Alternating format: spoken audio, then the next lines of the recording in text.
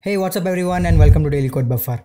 What if I tell you that you can create this 100 line of Kubernetes manifest file using just 2 line in Spring Boot? So let's see how we can do that.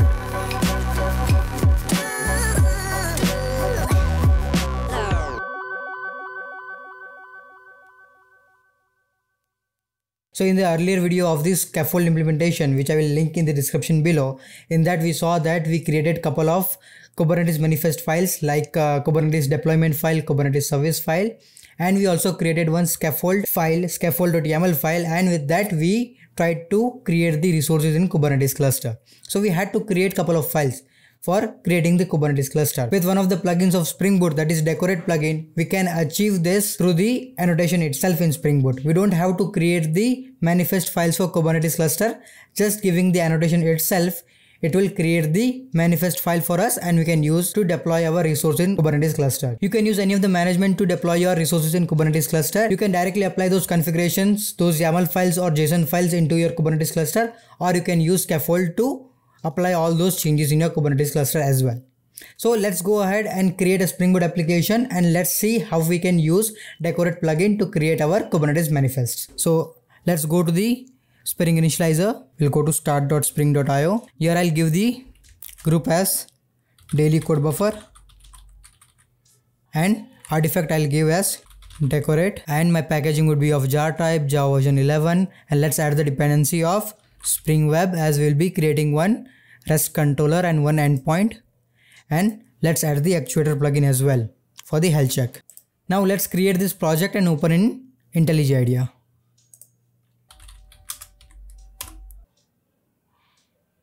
This is my project. Let me go to the pom.xml file over here, and here we will add the Decorate plugin over here. Okay, so let's add that plugin. I will add this plugin io.decorate, which is Kubernetes Spring Starter. Okay, so this is the dependency that we have added over here. Now this Decorate plugin to work, we have to provide the build information for our Docker, how to create the images. So either you can go with the Docker file implementation, either you can provide the Docker file, or you can create the zip plugin for the Maven also. So I'll be using the zip plugin in the Maven and I'll provide the plugin information in the build path. So let's give the dependency in the build section. Okay, so here I'll give the plugin information. Okay, I've added outside. I need to add. Yeah, so we did two things over here. We added the Decorate dependency and we also added the zip plugin to build our Docker images. Now what we have to do is we have to provide the annotations in our Spring Boot application so that the application can understand that we have to generate the Kubernetes manifestation files, Kubernetes YAML files or JSON file, whatever, and we will also create one controller and we'll also create one endpoint that will just say hello. So let's just create the controller over here. I'll create the new class. I'll create hello controller and I'll annotate this with REST controller, and I'll create the one method over here, public string hello. I'll say return hello, and I'll annotate with get mapping and I'll give the root URL. So this is one controller that we have created. Now what we have to do is we have to annotate our application so that the application can generate the Kubernetes files. So let's go to the Decorate application class itself. This is our main class, and here we have to annotate with @Kubernetes application. So that's all. Now our application will create the default and basic Kubernetes YAML file for us. Now in this Kubernetes application annotation, we can provide more details how we have to create those files. Okay, so let's see that. So here we will pass the port information, like on which ports our pod should be running. So I'll say ports equals to @port, and here inside this port we will pass the name. I'll say HTTP, and I will say container port equals to 9090. Now I will add this port in our resources also, that my application should run on port 9090. We'll say server.port equals to 9090. So whatever pods will be running on port 9090 over here. Okay, now let's add the labels information. Labels equals to @label, and inside this label we can add key and value. I'll add key equals to version and value equals to version 1. So I'm just defining the labels that my application version is version 1. Okay. So with the help of labels, Kubernetes can identify the different resources and how different resources interact with each other. So I have created different videos on different Kubernetes components. I will link those videos in the description below. You can check that out as well. So this is what we have provided the label information over here. And let's add one information, that is expose equals to false. Okay, by default it is false, so if you don't add also, that is fine over here. We just provided three information like my application, my pod should be running on port 9090, my label, that version is version v1, and expose equals to false. Expose equals to false means Decorate plugin won't create the ingress component for our application itself. Okay, otherwise if we add it to true, it will create the ingress component for us. Now this is all that you have to do. Let's build our application and let's see what is happening over here. Okay, so let's go to the terminal. Now let's go to the folder over here. I'll go to downloads and Decorate. Now one thing you have to make sure that you have installed the Minikube in your system. Okay, I'm using Minikube. You can directly use this in any of the other environment also, either in Azure, AWS or anything. I'm using in my local and I have installed Minikube, and let's see that Minikube is running or not. I'll say Minikube status. And here you can see that we are getting the information that our Minikube is running, our host is running, kubelet is running, API service is running, and kubeconfig is configured properly. Now if you have installed Minikube and if you are not getting this particular status, then you can use Minikube start command to start your Minikube nodes. Let me clear this out. Now what we have to do is we just have to build this. Okay, so let me just build this. I will do mvn clean install. We are just building our application. You can see that this is done. Okay, building is done. Now if you go to your application itself and if you go to the target directory, inside this target directory, if you go to the classes, go to meta-inf, here you can see that there are two files which is created, kubernetes.json and kubernetes.yaml file. So this is your Kubernetes configuration file. Okay, if you open this, you can see that there are two components created. One is service and one is deployment. So you don't have to do anything. With the help of just 2 lines of code, okay, with the annotation, this entire configuration is created for us. You can see that. So what all things are created?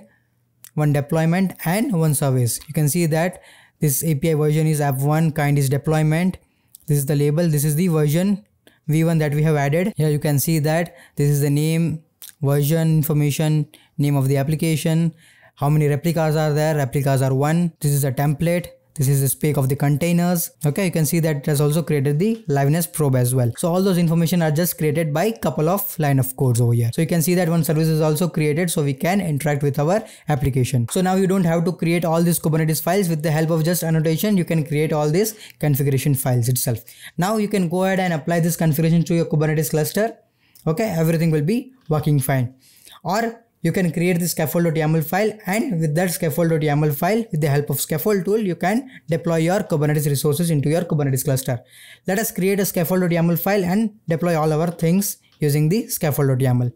So let me go ahead and create the scaffold.yaml file, scaffold.yml, and let me add the content over here. So what I'm doing is I am just providing the API version for the scaffold and the kind is config, and for the artifacts build information I'm giving that the image name is shabs/decorate, which is here you can see that the name of the application would be decorate. Okay, so that information I'm giving over here, and this will be created using the zip plugin. So this is the build information and this is the deploy information. So inside this deploy kubectl manifest, I'm providing the manifest file that you should get from the target classes meta-inf, decorate and star.yaml. So inside this target directory classes meta-inf, you can pick YAML files which is created over here. Okay, so this is what the configuration we have provided over here. If you want to learn more about the scaffold, I've created a video for it. You can check it out in the description below. And if you want to know more about the different Kubernetes components,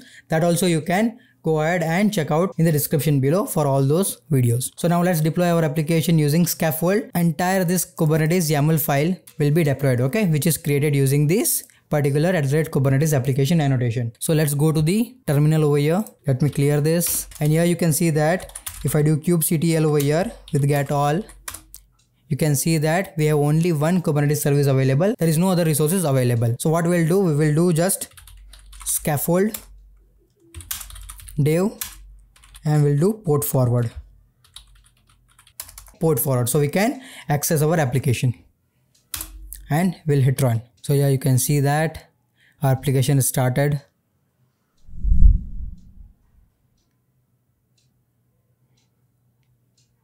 You can see that service is created and deployment is created and our application is started. Now if you go to the port over here, okay, localhost 9090, if you go to the localhost 9090, you can see that we are getting hello over here. So our application is successfully deployed to Kubernetes cluster using these particular annotations, and using the scaffold we just apply all this configuration, all this deployment in our Kubernetes cluster. So this is very easy. Okay, so I'm telling you again guys, with the help of just this 3 lines over here, we were able to create this entire kubernetes.yaml file which contains the service component and it also contains the deployment component, okay, deployment resources. So both of these things are created with that particular annotations, and there are a lot of things that you can do. And for that, firstly what we will do is, let's see what are the different resources that are created. Okay, so let's go to the other window, and if we do kubectl over here again, get all, okay, you can see that my pod is created,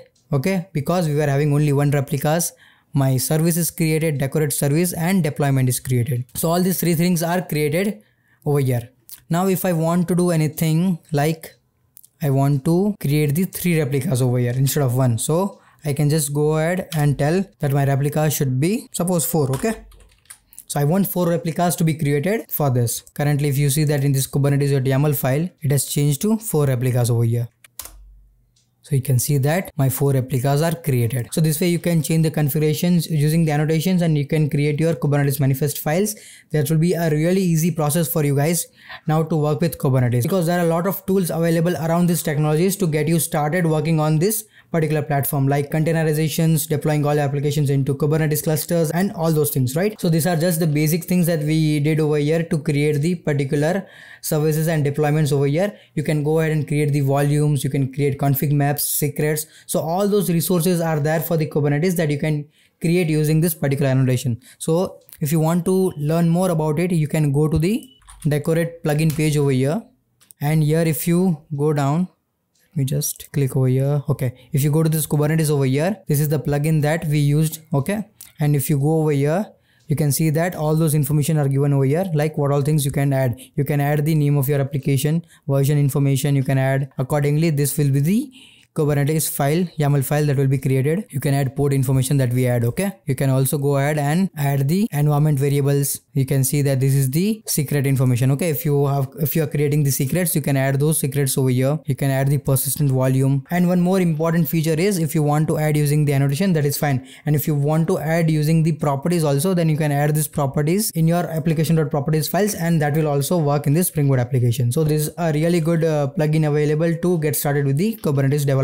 So I found this very helpful, so thought of sharing this information with you guys. So you can check this page out. I will link this also in the description below, so you can check all these particular annotations and particular configurations you can do in your Kubernetes files. There are a lot of configurations available, and you can do all of the things using the annotation base itself, so you don't have to worry about creating your manifest files. So that's all in this video. If you like this video, smash that like button and subscribe to my channel for the upcoming videos. Till then, happy coding. Bye bye.